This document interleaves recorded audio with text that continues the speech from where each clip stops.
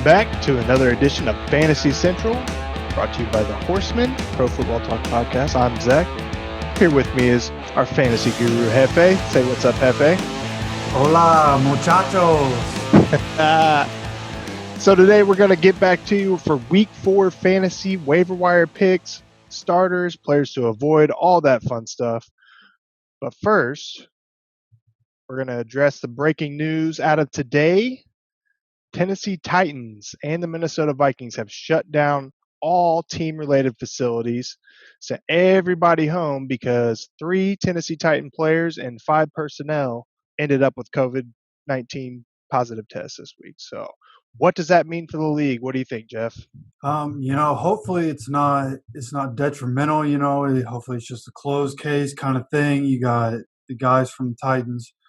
We haven't heard if there are any, or at least I haven't heard if there are any positive tests from the Vikings yet.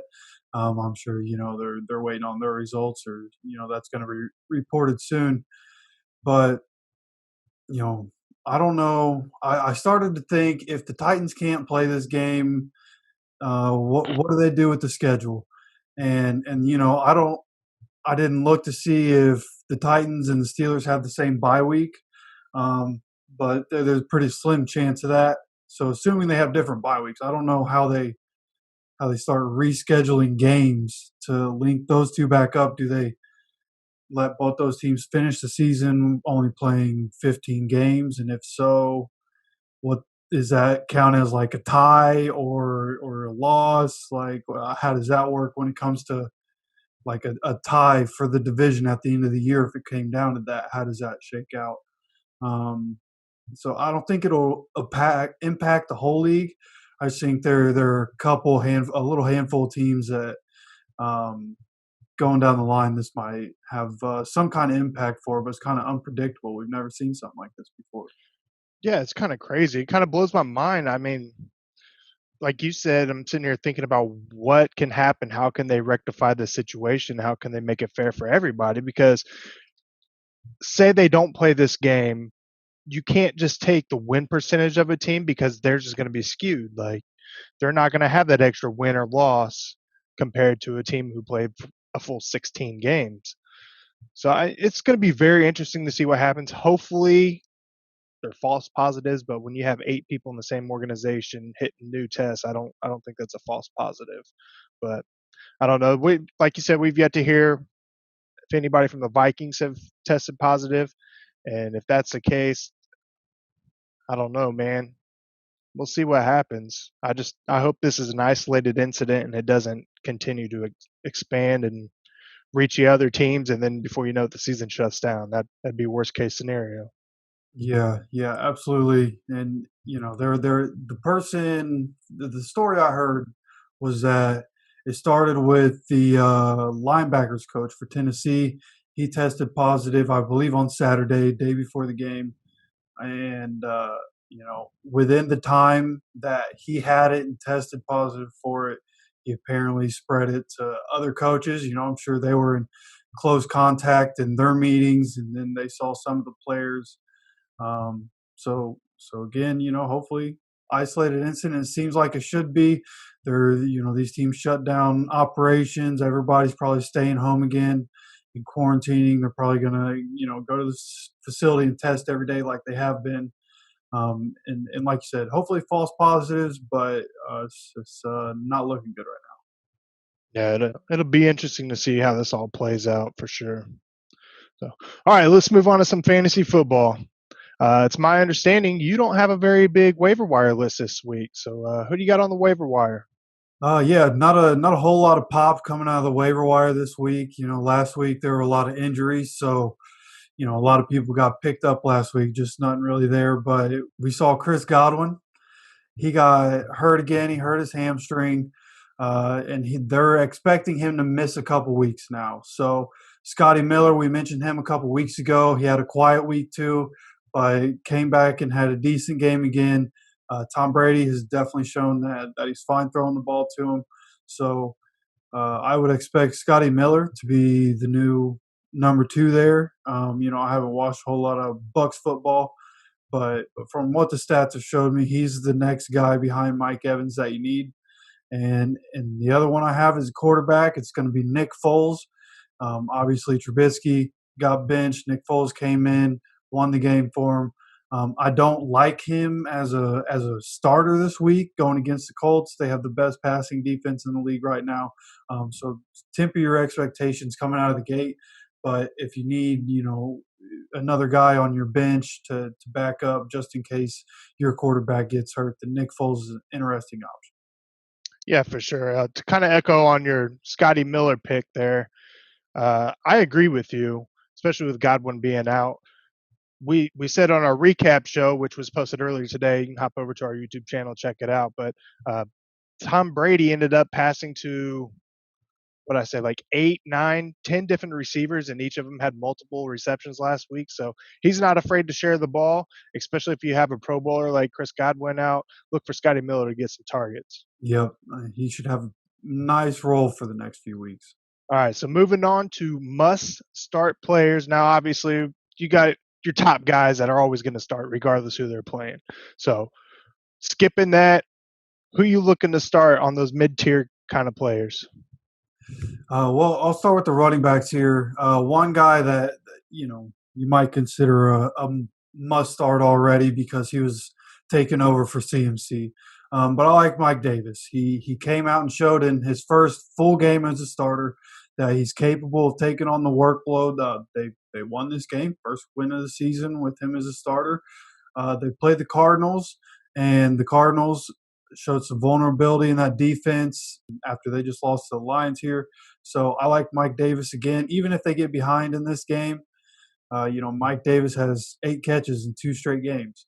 So expect him to still be involved in that passing game going on. I like Jonathan Taylor going against the Bears. He was a little quiet this week, but, the offense didn't really need to do much for the Colts. But they're going against the Bears this week. I understand the Bears have a bit of a tougher defense, but they're better against the pass. And so I expect the Colts to use that offensive line, to use Jonathan Taylor and Nyheim Hines and Jordan Wilkins and really get that running game going and take over that game. So start Jonathan Taylor. Melvin Gordon going against the Jets this week. The Broncos, even with their injuries right now, they're just a better team than the Jets. They should get up in this game and get their new running back, get him going in this offense and let him have a day against the Jets. James Robinson, a guy that nobody knew coming into the year, undrafted rookie, but he's been putting up numbers for the Jags. And even if they lose, he's probably going to get passes out of the backfield and find some use there. So James Robinson is a guy that I like possibly every week going forward. Maybe, tougher matchups, maybe not. But they play the Bengals this week, so I like that matchup. And Myles Gaskin, somebody that might need to be a waiver wire ad. All the leagues that I'm in, I wasn't able to pick him up. I had him in one league. Yeah, it's because I got him in one of them. Yeah, I picked him up after the first week, and then he didn't do anything week 2, so I let him go, and Zach picked him up. But I like him going forward. He showed that he can handle the load for them. And going against the Seahawks, they're probably going to get down in this game. So I think he's going to have a lot of passing work in this game. So he should have a nice game here. Yeah, I don't really have much to say. You kind of hit the nail on the head. I agree with Mike Davis selection. He played extremely well last week. Put up, I don't know what, 20-something points. Jonathan Taylor's just been an absolute monster. Look for him to have a formidable season and hopefully a nice career with the Colts. James Robinson's been putting up numbers. Gaskin's put up numbers last week. They've both proven that they can be in there and get the targets and the plays they need to make. And Melvin Gordon against the Jets, I'd take almost any running back against the Jets at this point. But I don't have very much to add. So let's move on to wide receivers. Who you got starting this week? Somebody that I'm not honestly always too hype about is OBJ, but I really like the matchup this week. We just saw DK Metcalf burn that defense a couple different times in that game. Should have had 2 touchdowns, but whatever. OBJ is just as fast and probably a better route runner. So I expect him to be able to get behind this defense at some point, like he did in their last game, and get a big catch at some point, probably get a touchdown. This is probably going to be more of a high-scoring affair. The way these Dallas games have gone, it's just at the end of the game, teams just putting up points. So I think OBJ should have a nice game here. Another one is going to be Stephon Diggs. Josh Allen is probably the unanimous number 2 in MVP voting right now. And with him slinging the rock the way he is, Stephon Diggs is probably a weekly play at this point. Going forward, probably won't be on the starters list, but Josh Allen and him have looked real good together 3 games into the season. So expect that chemistry to keep going. And Tyler Boyd, I think Tyler Boyd is taking over as the number 1. AJ Green, you saw him get a lot less targets this week, even though Burrow is still yakking the rock 40-plus times a game. But Tyler Boyd was the number 1 last year with AJ Green hurt, and he stepped up in a big way this week. And I know they didn't win the game, but I think going forward, Tyler Boyd, if Burrow's throwing the ball 40 times a game, you have to think this dude's going to get like 10 targets a game. He's so big and athletic. He was like AJ Green was 5 years ago, basically. So I like him this week against Jacksonville.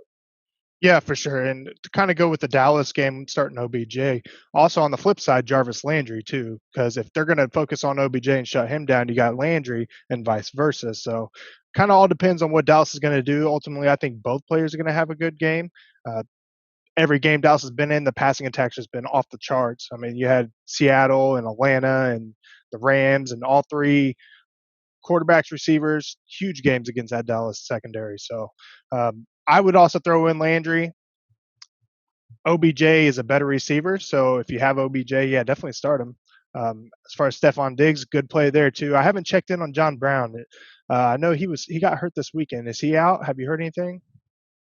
As far as I know, they're expecting him to miss at least this week. They're going to see if he can practice this week and if he can go. So you're going to want to monitor that day by day. He's like one of those actual day by day. But it looks more like he's probably going to miss this next game. So if he does, then you're going to want to pick up. You might want to pick up Cole Beasley. He had 6 for 100 this week. He was good as the number 2 when John Brown went out, and so maybe he can do it again. Yeah, for sure. And that just further raises the ceiling for Diggs against the Raiders. So, all right, let's move on to quarterbacks. Who you got coming out on top as a quarterback this week? Well, there's one game where I'm going to take both quarterbacks, and I like Joe Burrow against the Jags. Again, he's throwing 40 times a game. Give me that all day. That's like an automatic. And Andy's been consistent. He hasn't been turning the ball over either. So Exactly. Yeah, he's not taking points off the board, taking points off your team by turning the ball over like rookies usually do. So you like to see that. And then I like Minshew. He had a bad game against the Dolphins, but the Bengals defense is really bad. And I don't know yet. It's unclear if they're going to get DJ Chark back this week, but I just think they have a better game. I think they're going to be more efficient. The Dolphins, we knew the Dolphins defense at some point was going to show themselves, and they were going to be a powerhouse, and as they should be. They have a lot of playmakers, but the Bengals is literally might be the worst defense in the league, maybe number 31, only the Jets being worse. But Minshew should have a pretty favorable day here. Going on after that game, I like Jared Goff against the Giants. There's really not much to say there. It's the Giants start pretty much all the Rams. No kidding. Yeah, because I even have the Rams defense on here, all the Rams. But I also like whether it's Mullins or Jimmy G starting for the Niners this week. Whoever it is, I like them. They're playing Philly. Philly's defense is still pretty good, but it's not what it was a couple years ago. There's some flaws. They can be exploited. And I think the 49ers are getting a couple guys back this week. They should have Kittle back this week. So I think that Niners team is just going to be better than they have been, and they should put it on Philly pretty good in this one. Yeah, absolutely. All 4 of those defenses are pretty horrendous, and all four of those quarterbacks can get things done, especially the way they've been playing. So I like it. I like your picks there. So I'm sitting here looking at your notes, and I see you got 3 must-start defense special teams to play. Who you got for that? Yeah, so I like the Ravens. They just played the Chiefs. Don't hold it against them. It's the Chiefs, right? They're not. I think they scored the touchdown, the special teams touchdown. But you're still starting them pretty much every week. Probably an every week start. They're going against Washington. Dwayne Haskins is arguably the worst starter in the NFL. There's probably a case to be made there with somebody else, but he's horrible. They should get more turnovers, probably another touchdown in this game. The Colts against the Bears. Nick Foles isn't really a guy that turns the ball over a whole lot, but the Colts defense has been flying around and making plays. And they've been suffocating teams. They've been getting defensive pressure with Justin Houston and DeForest Buckner and Danico Autry. Ever since he switched from defensive tackle to defensive end, he's getting more pressure.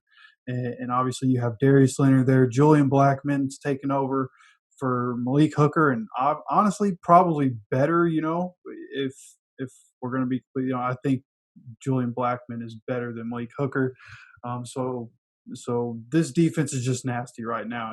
They're coming off of 2 pick-six games, 2 games in a row, 3 interceptions. So I like them here to at least get you some kind of points and value. But also, like I mentioned just a few minutes ago, I have the Rams here against the Giants because the Giants haven't been able to do anything all year on offense. Yeah, I have to agree with you. I have the Ravens on one of my team, and I did not start them last week, but that's because I had Patrick Mahomes on my team too. So other than that, I agree with you. Start the Ravens every single week from this point forward. I don't see them taking a licking like they did on Monday night. Colts, number 1 defense in the league. You got Nick Foles or Mitchell Trubisky. Who cares? I don't. Colts should be putting up numbers. Yeah. And yeah, of course, the Rams against the Giants. Giants offense looks terrible. They got injuries out the ass. So Rams should do well there too. I would also like to add, same reason why you should start any player for the Rams over the Giants. Denver defense against the Jets. Why? Because they're the Jets. So that's my 2 cents on that one. Yeah, I almost put them on there, but they're a little banged up, so I didn't. But yeah, that's probably not a bad play. All right, moving on to the must sits. Players you need to be avoiding this week. Let's start with the running backs. That one's an interesting one right there. Yeah, there's really only one running back to really stay away from this week. Running back is such a slim position. You're playing the running backs on your roster anyways. But if you have any kind of backup, I would try to stay away from Josh Jacobs this week. The Patriots were having trouble stopping the run the first 2 weeks, and they were able to shut Jacobs down. The Bills have had one of the best run defenses in the league for like the last 3 years, and it's no different this year. So I don't think he's going to be able to find running lanes. And I think the Bills, like we mentioned earlier, the Bills are playing out of their mind right now. I think they're going to get up in this game, and I think the Raiders are going to have to pass. So that's going to limit his run production. He only has 3 catches on the year for 10 yards, so you can't really depend on him to get a whole lot of passes. They depend on Jalen Richard in their backfield pass catching duty. So I would stay away from Josh Jacobs this week. Yeah, probably not a bad play there. The Bills' defense is outrageous. And then, like you said, New England shut down Jacobs, and you already know the Bills are going to be watching tape nonstop on that. So probably not a bad move there. So moving on to the receivers, who you got sitting out this week? Well, for the same reason that I have the Colts defense starting against the Bears is why I have Allen Robinson sitting. The defense has been suffocating, and Allen Robinson is really the only guy we have to worry about. They have Anthony Miller, but Anthony Miller is one of the most inconsistent receivers in the league. And Allen Robinson, I just think we'll be able to take him away. There's something Eberflus has done over the last couple weeks, and I like it because his system is a 4-3 Tampa 2 real base scheme type of defense, just bend don't break type stuff. And what he's done is started to throw in different bluff looks. and that's not something we typically see. So throwing the different things out, I think in a game like this against a 3-0 team, against a quarterback that's about to make his first start of the season, I think there are going to be a couple mistakes made on the Bears side, but I just think Allen Robinson, a guy to stay away from this week against the Colts. Keenan Allen is, you know, hard to hard to go away from. You're probably going to start him anyways, but the Tampa defense has looked really good so far. And the game script of this one, I think is going to be more of a defensive, run heavy type of game. I don't expect much from Tom Brady in that offense in this game either. So I expect the running backs in this game to get more of a heavy duty load than the past game. That's the only reason I have Keenan Allen here, just because I don't think any of the receivers are going to be putting up numbers. Another receiver I'm going to want to stay away from this week is going to be T.Y. Hilton. Like I said with Jonathan Taylor, I'm starting Jonathan Taylor because I think we're going to run him more. But because of that, Ty just not going to have the production, even though there are a couple injuries at receiver right now. It's just going to be more of a run heavy. We're going to take a lot of time off the clock kind of game. So don't expect a whole lot from Ty. But going forward in games that are going to be more competitive, Ty should have a bigger role for the next 6 weeks or so. And AJ Green, kind of mentioned it with the Tyler Boyd thing. AJ Green had a smaller role, and I expect that to continue. He just doesn't look like himself. I think he's more of a 2 or 3 at this point, and so I'm sitting him against Jacksonville this week. Yeah, man, it's kind of sad to see because AJ Green was so talented and so dynamic, and then just injuries completely wiped away his career like that. It's sad to see, but I don't see him ever returning back to form, and he'll probably be a number 2, number 3 for the rest of his career until he fades out, which I see happening sooner than later. Yeah, yeah. Like you said, unfortunate. This is a guy that every year, like no matter what the team was like around him, you didn't have to worry about him getting like 1,300 yards and whatever amount of touchdowns every year. He was just so dependable.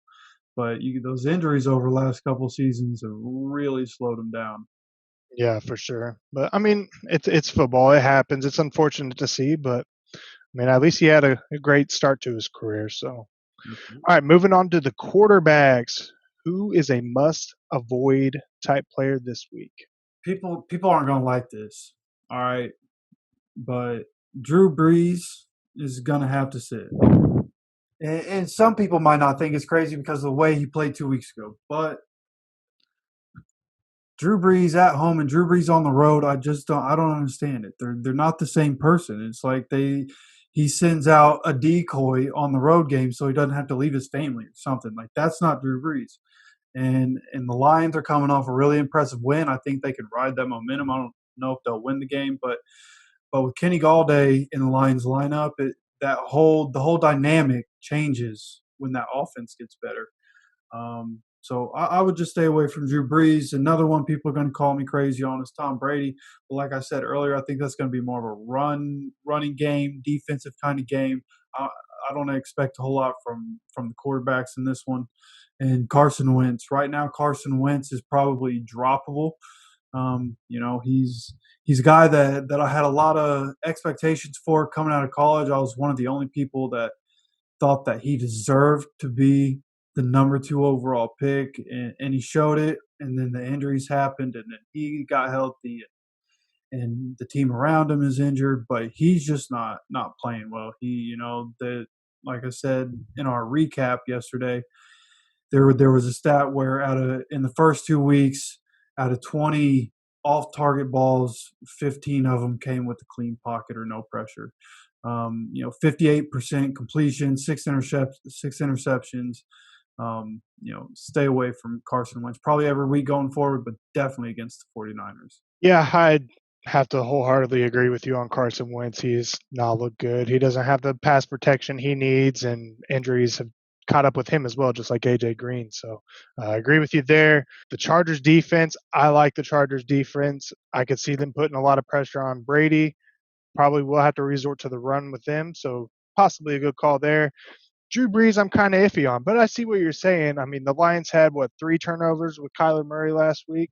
So I don't know. That's kind of a toss up. If you have another solid quarterback, roll with the matchup.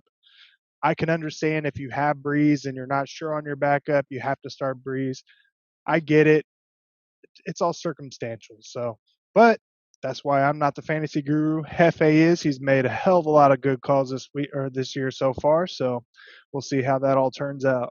And if you don't believe me on the Drew Brees thing, like if you're listening and you just don't believe what I'm saying about the home and away thing, please go look up the stats. It is ridiculous how much worse he gets not in the Superdome.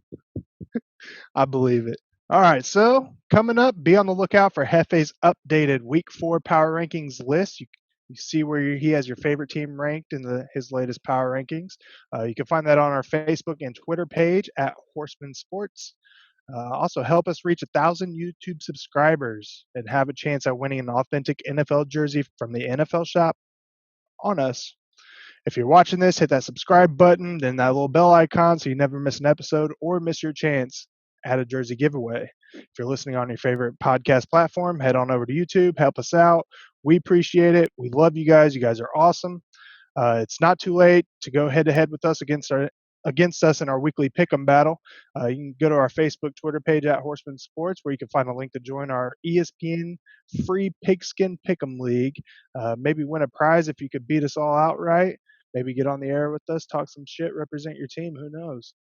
And of course, Brad will be joining us again for Thursday, where we will roll out our Week 4 picks and preview show. So, with that said, I'm Zach, Fantasy Guru Jeffe. We are out of here, and we'll see you Thursday.